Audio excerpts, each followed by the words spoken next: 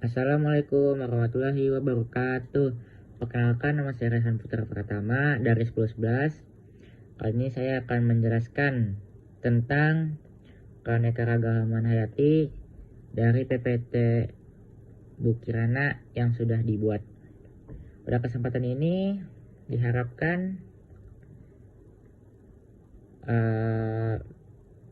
dapat memahami materi keanekaragaman hayati, meliputi dari pengertian, mulai dari jenis, tingkat keanekaragaman hayati, persebaran flora dan fauna di Indonesia, manfaat keanekaragaman hayati, maupun upaya pelestarian keanekaragaman hayati. Di sini ada foto bunga, ada foto pohon, ada foto habitat ekosistem.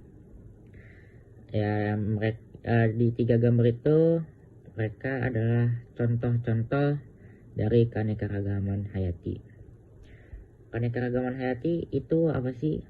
Keanekaragaman hayati sendiri adalah keberagaman makhluk hidup berdasarkan perbedaan ciri yang dapat diketahui melalui observasi, meliputi perbedaan warna, perbedaan ukuran, perbedaan habitat, maupun perbedaan susunan gen. Jadi dapat disimpulkan bahwa keanekaragaman hayati itu adalah jenis-jenis macam-macam keberagaman makhluk hidup yang ada di dunia ini, yang ada di bumi ini, di suatu habitat.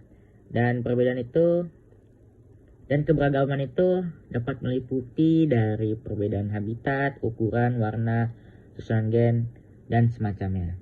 Keanekaragaman hayati sendiri memiliki jenis atau tingkat, yaitu memiliki 3 tingkat: tingkat genetik, tingkat spesies, maupun tingkat ekosistem. Untuk tingkat genetik sendiri memiliki ciri terjadi karena keanekaragaman susunan gen, memunculkan variasi antar individu dalam spesies, menyebabkan tidak ada individu yang sama persis.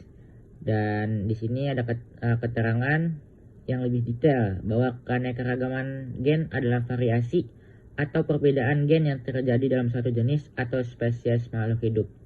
Atau dalam menurut bahasa saya adalah jadi keanekaragaman tingkat gen ini itu adalah keberagaman yang terjadi dalam satu jenis, satu macam makhluk hidup, tetapi memiliki genetik yang berbeda. Nah, keanekaragaman genetik dikendalikan oleh gen-gen dan faktor lingkungan.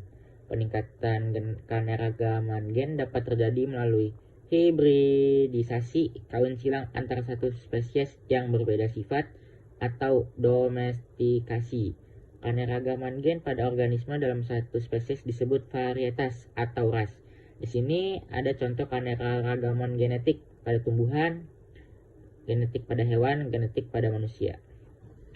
Jadi dalam gambar tersebut itu menjelaskan bahwa keanekaragaman hayati tingkat gen itu terjadi hanya dalam satu jenis, tapi memiliki susunan gen yang berbeda. Contohnya pada kucing. Kucing itu satu hewan, satu jenis yang bernama kucing. Tetapi di dalam makhluk kucing itu terdapat banyak jenis, seperti ada kucing Persia, kucing Anggora, maupun kucing kampung.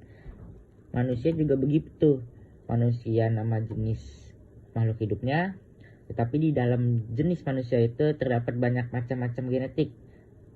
Atau kalau di bahasa manusia itu adalah perbedaan ras, seperti ada ras negroid, magnosoid, dan berbagai macamnya. Kita lanjut ke keanekaragaman tingkat spesies. Perbedaan yang dapat ditemukan pada komunitas atau kelompok berbagai spesies yang hidup di suatu tempat.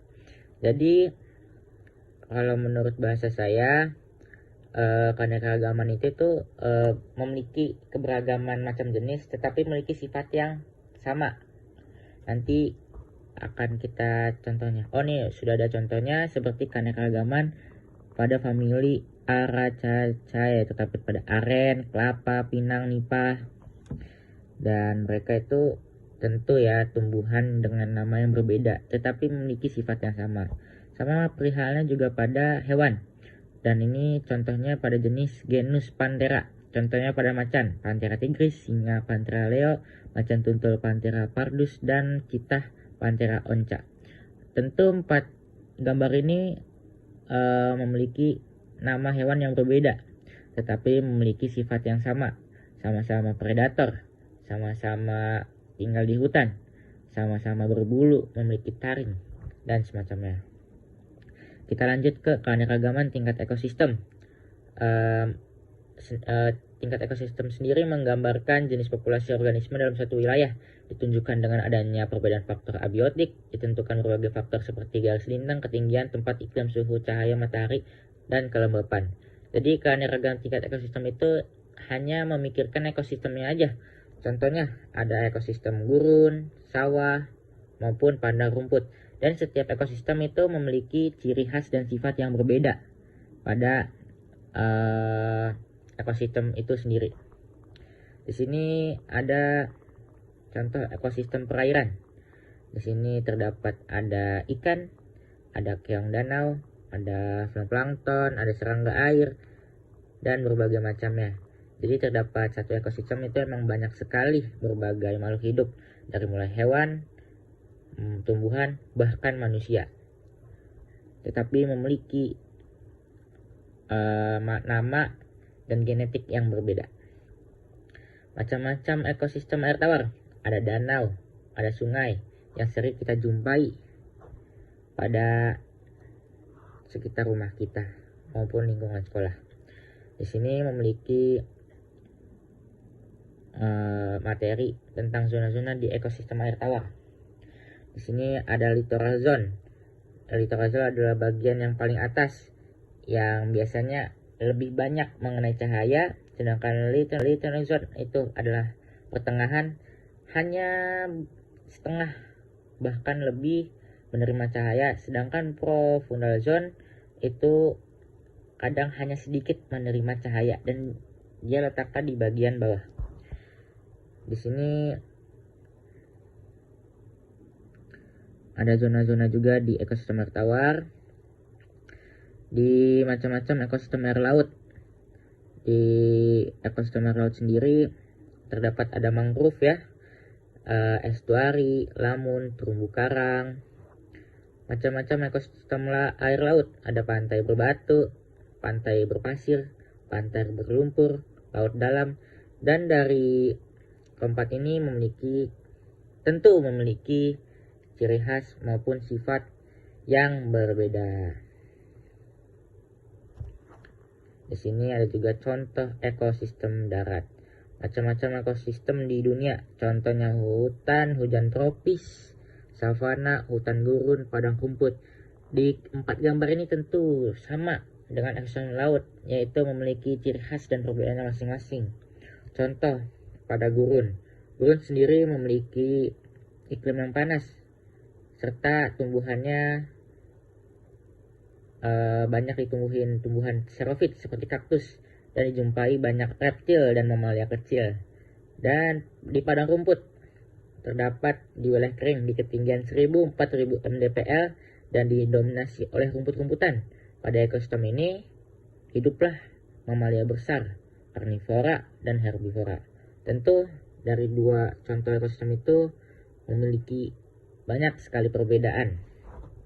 Dan di sini ada hutan gugur, taiga, dan tundra. Di sini ada persebaran flora di Indonesia menurut ketinggian tempat dari permukaan laut. Flora Indonesia terbagi menjadi daerah dengan ketinggian 0 sampai 650 meter yang ditumbuhi tanaman bakau, kelapa sawit, kapuk, maupun karet. Daerah dengan ketinggian 650 sampai dengan 1500 meter ditumbuhi di tanaman kina, arena, kopi, tembakau, dan teh. Daerah dengan ketinggian 1500 meter ditumbuhi dengan tanaman cemara, gunung, dan anggrek. Daerah dengan ketinggian di atas 2500 meter ditemukan pada lincen dan bunga edelweiss. Di sini juga terbagi ada 3 macam wilayah Indonesia. Ada fauna oriental, ada wildlife, ada fauna Australian. Di sini ada contoh-contoh dari persebaran fauna di Indonesia menurut jenisnya. Mungkin segitu saja dari saya.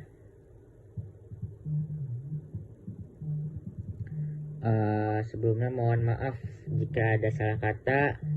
Wassalamualaikum warahmatullahi wabarakatuh.